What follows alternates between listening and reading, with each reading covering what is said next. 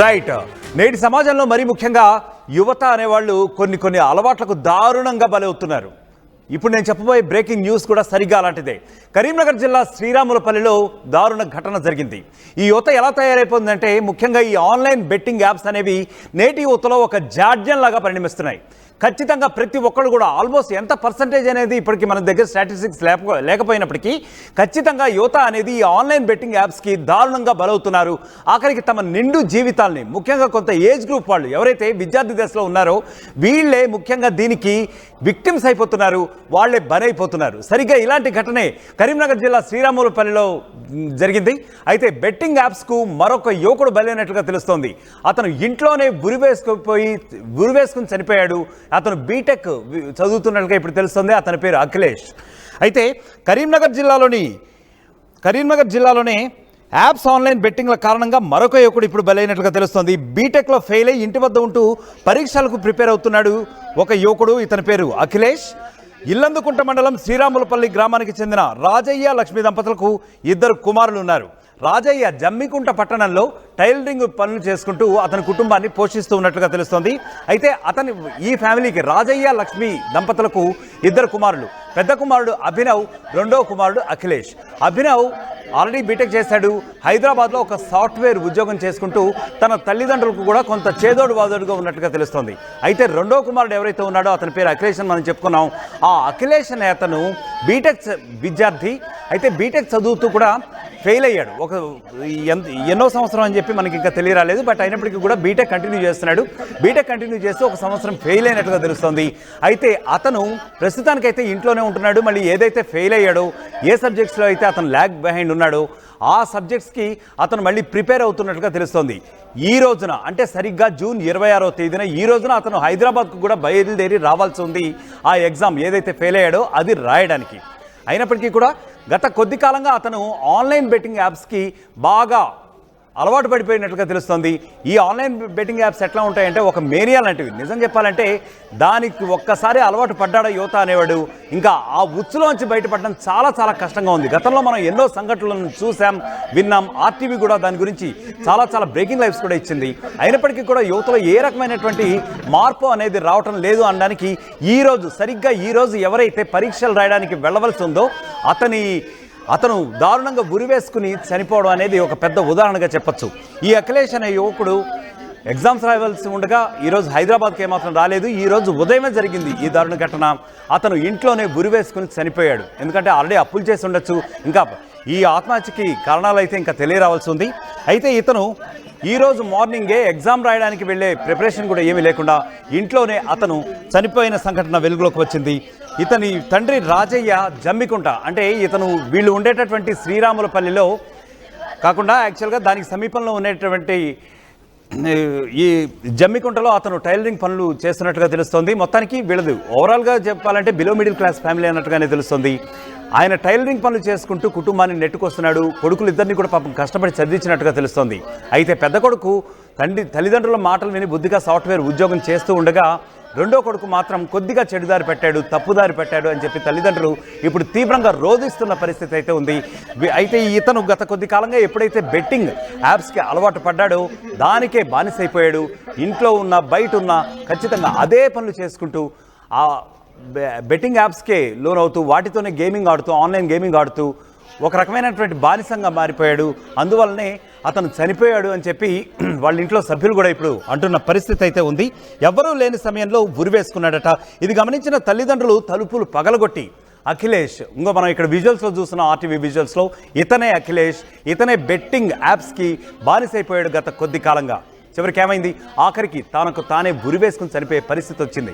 కొంత అప్పులై ఉంటాయి డెఫినెట్గా సాధారణంగానే. ఎందుకంటే మనం ఎన్నో ఎగ్జాంపుల్స్ చూస్తూ వస్తున్నాం గత కొద్ది కాలం నుంచి కూడా.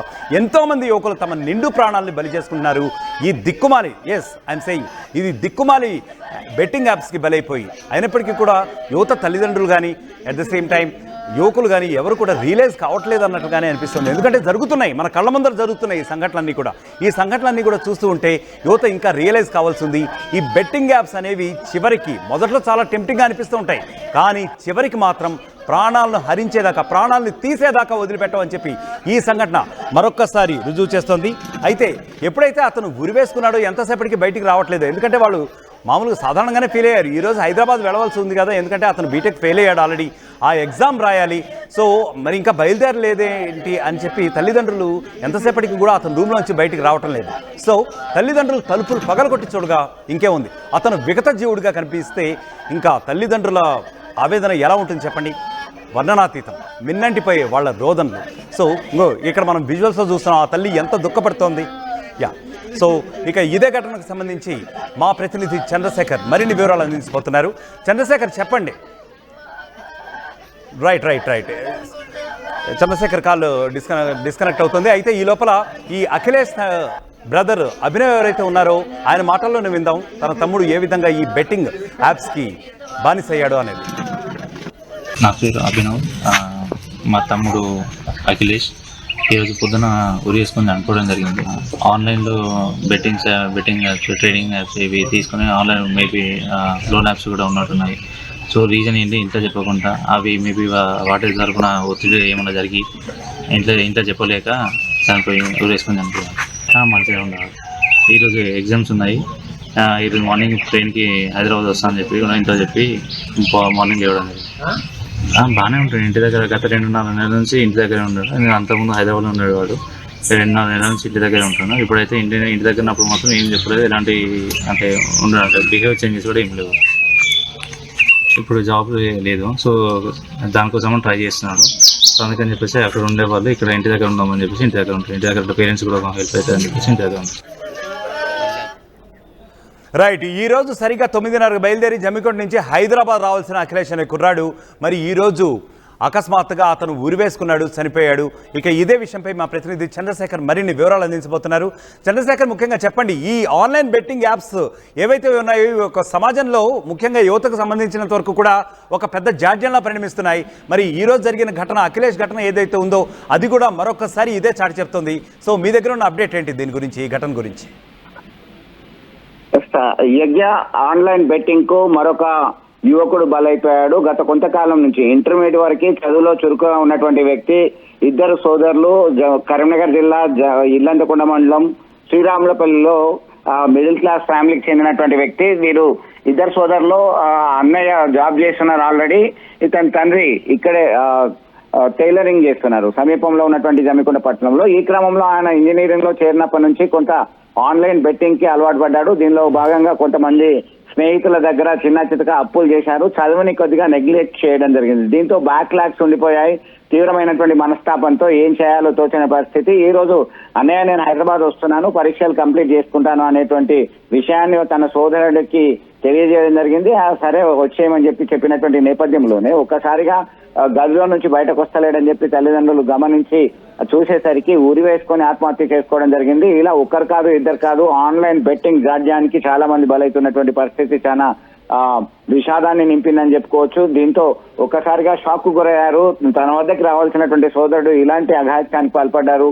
ఇదంతా ఖచ్చితంగా ఆన్లైన్ బెట్టింగ్ ద్వారానే ఆయన మనస్తాపానికి గురయ్యారు అని చెప్పేసి సోదరుడు చెప్తున్నటువంటి పరిస్థితి. దీన్ని స్థానికంగా ఉన్నటువంటి వారితోని పోలీసులు సమాచారం తీసుకున్నారు. దీంతో కేసు నమోదు చేసి విచారణ జరుపుతున్నటువంటి పరిస్థితి.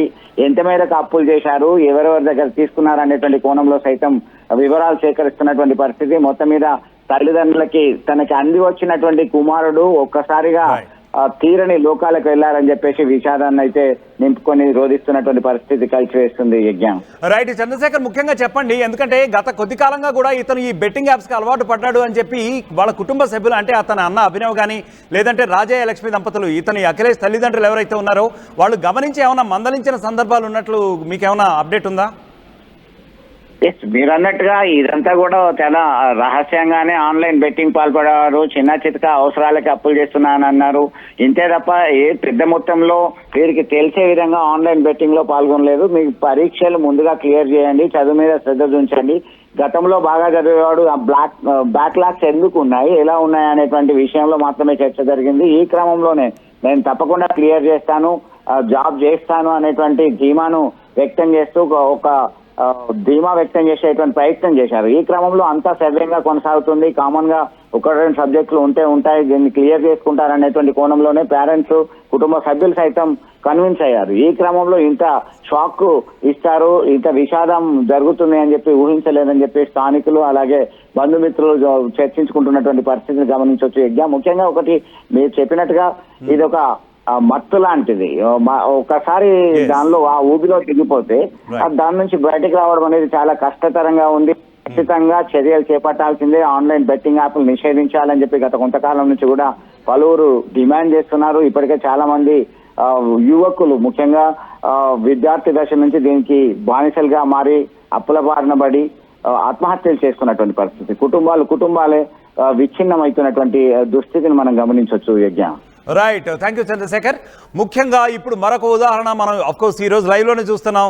అతని తల్లిదండ్రులు కానివ్వండి, స్థానికులు కానివ్వండి, వీళ్ళందరూ కూడా ఇతని అఖిలేష్ కుటుంబ సభ్యుల్ని ఎంతో ఓదారుస్తున్నటువంటి వైనం కనపడుతుంది. నిజంగా ఇది హృదయ విదారకమైనటువంటి ఘటన. ఎందుకంటే ఉన్న ఇద్దరు కొడుకుల్లో జోడెద్దుల్లా మోయవలసిన, అంటే రానున్న భవిష్యత్తులో జోడెద్దుల్లా కుటుంబాన్ని ముందుకు తీసుకెళ్లవలసినటువంటి ఈ తరుణంలో ఖచ్చితంగా ఒక కొడుకు కోల్పోయామంటే ఖచ్చితంగా తల్లిదండ్రుల యొక్క వేదనలు మిన్నంటుతున్నాయి. నిజంగా ఆ దృశ్యాలు కూడా కొంత కలవర కూడా పరుస్తున్నాయి మనని. ఎందుకంటే ఒక కొడుకు కోల్పోయాడంటే ఖచ్చితంగా ఆ తల్లిదండ్రులకి జీవితాంతం తీరని బాధ ఉంటుంది. సో ఈ రకమైనటువంటి జాడ్యం ఏదైతే ఉందో, నేను ఇంతకుముందు చెప్పినట్టుగా ఈ బెట్టింగ్ యాప్స్ ఏవైతే ఉన్నాయో ఖచ్చితంగా వీటిని నిరోధించడానికి, వీటిని నిషేధించడానికి చట్టాలు మరిన్ని రావాల్సిన అవసరం ఉందని చెప్పి కూడా గత కొద్ది కాలంగా ఎన్నో డిమాండ్లు వినిపిస్తున్నాయి. మరి దీనికి సంబంధించిన చట్టాలు మరిన్ని రావాలని అనుకుంటున్నారా? మీరేమంటారు? మీ అభిప్రాయం కామెంట్స్ రూపంలో ఆర్టీవీకి తెలియజేసే ప్రయత్నం చేయండి.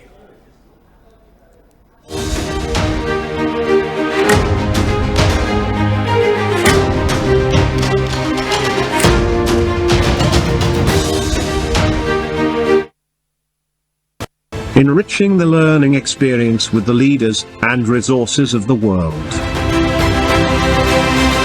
KLH Global Business School. తెలుగులో న్యూస్ కి ఫాస్టెస్ట్ యాప్ ఇప్పుడు టోటల్లీ న్యూ అవతార్లో జస్ట్ 5 సెకండ్స్ లో కంప్లీట్ న్యూస్, సోషల్ మీడియాలో ట్రెండ్స్ కి one stop solution, live TV app, voice search option తో ఇప్పుడే డౌన్లోడ్ చేయండి లేదా అప్డేట్ అయిపోండి. యాప్ లింక్ డిస్క్రిప్షన్ లో ఉంది.